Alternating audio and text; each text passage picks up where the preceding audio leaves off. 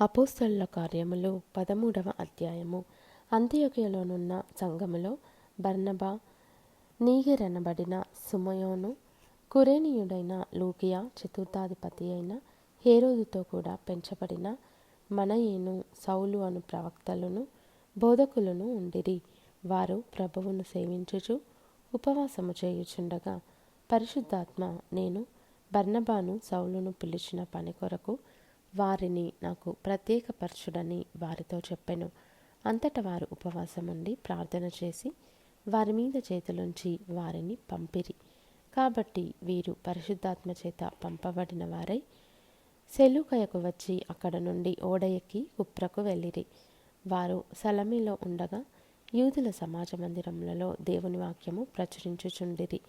యోహాను వారికి ఉపచారము చేయువాడై ఉండెను. వారు ఆ ద్వీపమందంతటా సంచరించి పాపు అను ఊరికి వచ్చినప్పుడు గారడీవాడును అబద్ధ ప్రవక్తయునైన బర్యేసు అను ఒక యూదుని చూచిరి. ఇతడు వివేకము గలవాడైన సెర్గీ పౌలు అను అధిపతి యొద్ద నుండెను. అతడు బర్నబాను సౌలును పిలిపించి దేవుని వాక్యము వినగోరెను. అయితే ఎలుమ ఆ అధిపతిని విశ్వాసము నుండి తొలగింపవలెనని యత్నము చేసి వారిని ఎదిరించెను. ఎలుమ అను పేరునకు గారడీవాడని అర్థము. అందుకు పౌలు అనబడిన సౌలు పరిశుద్ధాత్మతో నిండినవాడై అతని తేరి చూచి సమస్త కపటముతోనూ సమస్త దుర్మార్గముతోనూ నిండినవాడా, అపవాది కుమారుడా, సమస్త నీతికి విరోధి, నీవు ప్రభువు యొక్క తిన్నని మార్గములు చెడగొట్టుట మానవా? ఇదిగో ప్రభువు తన చెయ్యి నీ మీద ఎత్తియున్నాడు. నీవు కొంతకాలము గ్రుడ్డివాడవై సూర్యుని చూడకుందువని చెప్పెను. వెంటనే మబ్బును చీకటియు అతని కమ్మెను గనుక అతడు తిరుగుచు ఎవరైనా చెయ్యి పట్టుకొని నడిపింతురా అని వెదకుచుండెను. అంతటా ఆ అధిపతి జరిగిన దానిని చూచి ప్రభువు బోధకు ఆశ్చర్యపడి విశ్వసించెను. తరువాత పౌలును అతనితో కూడా ఉన్నవారును ఓడ ఎక్కి పాఫు నుండి బయలుదేరి పంఫులియాలోనున్న పెర్గేకు వచ్చిరి. అచ్చట యోహాను వారిని విడిచిపెట్టి యెరూషలేమునకు తిరిగి వెళ్ళెను. అప్పుడు వారు పెర్గే నుండి బయలుదేరి పిసిదియలోనున్న అంతియొకయకు వచ్చి విశ్రాంతి దినమందు సమాజ మందిరంలోనికి వెళ్ళి కూర్చుండిరి. ధర్మశాస్త్రమును ప్రవక్తల లేఖనములను చదివిన తర్వాత సమాజ మందిరపు అధికారులు, సహోదరులారా, ప్రజలకు మీరు ఏదైనా బోధవాక్యము చెప్పవలెనని యున్న ఎడల చెప్పుడని వారికి వర్తమానము చేసిరి. అప్పుడు పౌలు నిలువబడి చేసైగ చేసి ఇట్లనెను: ఇశ్రాయేలీయులారా, దేవునికి భయపడువారులారా, వినుడి.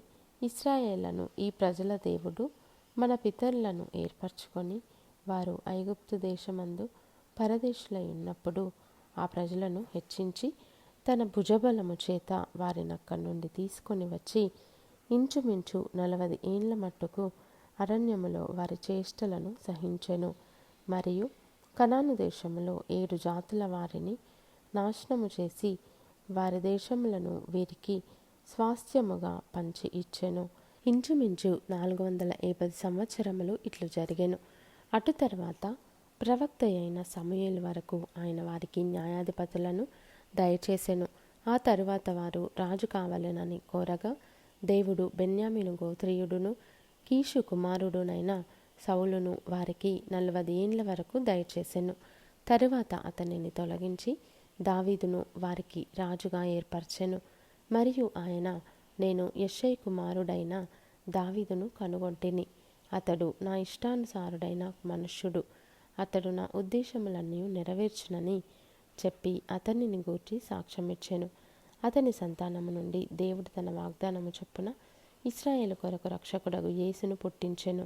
ఆయన రాకముందు యోహాను ఇశ్రాయేలు ప్రజలకందరికీ మారుమనసు విషయమైన బాప్తిస్మము ప్రకటించెను. యోహాను తన పనిని నెరవేర్చుచుండగా, నేనెవడనని మీరు తలంచుచున్నారు? నేను ఆయనను కాను. ఇదిగో నా వెనుక ఒకడు వచ్చుచున్నాడు. ఆయన కాళ్ళ చెప్పులు విప్పుటకైనను నేను పాత్రుడను కానని చెప్పెను. సహోదరులారా, అబ్రహాము వంశస్థులారా, దేవునికి భయపడు వారులారా, ఈ రక్షణ వాక్యము మన యొద్దకు పంపబడి ఉన్నది. యెరూషలేములో కాపురముండు వారును వారి అధికారులను ఆయననైనను ప్రతి విశ్రాంతి దినమున చదవబడుచున్న ప్రవక్తల వచనములనైనను గ్రహింపక ఆయనకు శిక్ష విధించుట చేత ఆ వచనములను నెరవేర్చిరి. ఆయన యందు మరణమునకు తగిన హేతువేదియు కనబడకపోయినను ఆయనను చంపించవలెనని వారు పిలాతును వేడుకొనిరి. వారు ఆయనను గూర్చి వ్రాయబడినవన్నీయు నెరవేర్చిన తరువాత ఆయనను మ్రాను మీద నుండి దింపి సమాధిలో పెట్టిరి. అయితే దేవుడు మృతులలో నుండి ఆయనను లేపెను. ఆయన గలిలయ నుండి యెరూషలేమునకు తనతో కూడా వచ్చిన వారికి అనేక దినములు కనబడెను. వారిప్పుడు ప్రజల ఎదుట ఆయనకు సాక్షులై ఉన్నారు. దేవుడు యేసును లేపి పితరులకు చేసిన వాగ్దానమును మన పిల్లలకు నెరవేర్చియున్నాడని మేమును మీకు సువార్త ప్రకటించుచున్నాము. అలాగే నీవు నా కుమారుడవు, నేడు నేను నిన్ను కంటిని అని 2వ కీర్తన యందు వ్రాయబడి ఉన్నది. మరియు ఇక కుళ్ళు పట్టకుండా ఆయనను మృతులలో నుండి లేపుటను బట్టి దావీదునకు అనుగ్రహించిన పవిత్రమైన వరములను మీకు అనుగ్రహింతును, అవి నమ్మకములైనవని చెప్పెను. కాబట్టి వేరొక కీర్తన యందు నీ పరిశుద్ధుని కుళ్ళు పట్టనీయవని చెప్పుచున్నాడు. దావీదు దేవుని సంకల్పము చొప్పున తన తరము వారికి సేవ చేసి నిద్రించి తన పితరుల యొద్దకు చేర్చబడి కుళ్ళిపోయెను గాని దేవుడు లేపినవాడు కుళ్ళు పట్టలేదు. కాబట్టి సహోదరులారా, మీకు ఈయన ద్వారానే పాపక్షమాపణ ప్రచురమగుచున్నదనియు మీరు మోషే ధర్మశాస్త్రము వలన ఏ విషయములలో నీతిమంతులుగా తీర్చబడలేక పోతిరో ఆ విషయములన్నిటిలో విశ్వసించు ప్రతివాడును ఈయన వలననే నీతిమంతుడుగా తీర్చబడుననియు మీకు తెలియగాక. ప్రవక్తల గ్రంథమందు చెప్పబడినది మీ మీదికి రాకుండా చూచుకొనుడి. అదేమనగా, ఇదిగో తిరస్కరించు వారులారా, ఆశ్చర్యపడుడి, నశించుడి. మీ దినములలో నేనొక కార్యము చేసేదను. ఆ కార్యము ఒకడు మీకు వివరించినను మీరెంత మాత్రమును నమ్మరు అనెను. వారు సమాజ మందిరంలో నుండి వెళ్ళుచుండగా ఈ మాటలను మరుసటి విశ్రాంతి దినమున తమతో చెప్పవలెనని జనులు వేడుకొనిరి. సమాజ మందిరంలోని వారు లేచిన తరువాత అనేకులు యూదులును భక్తిపరులైన యూదమత ప్రవిష్టులను పౌలును బర్నబాను వెంబడించిరి. వీరు వారితో మాటలాడుచు దేవుని కృపయందు నిలుకడగా నుండవలెనని వారిని హెచ్చరించిరి.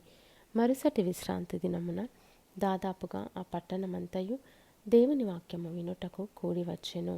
యూదులు జనసమూహములను చూచి మత్సరముతో నిండుకొని దూషించుచు పౌలు చెప్పిన వాటికి అడ్డము చెప్పిరి. అప్పుడు పౌలును బర్నబాయు ధైర్యముగా ఇట్లనిరి, దేవుని వాక్యము మొదట మీకు చెప్పుట ఆవశ్యకమే. అయినను మీరు దానిని త్రోసివేసి మిమ్మును మీరే నిత్యజీవమునకు అపాత్రులుగా ఎంచుకొనుచున్నారు. గనుక ఇదిగో మేము అన్యజనుల యొద్దకు వెళ్ళుచున్నాము. ఏలయనగా నీవు బూదిగంతముల వరకు రక్షణార్థముగా ఉండునట్లు నిన్ను అన్యజనులకు వెలుగుగా ఉంచియున్నాను అని ప్రభువు మాకు ఆజ్ఞాపించెననిరి. అన్యజనులు ఆ మాట విని సంతోషించి దేవుని వాక్యమును మహిమపరచిరి. మరియు నిత్యజీవమునకు నిర్ణయింపబడిన వారందరూ విశ్వసించిరి.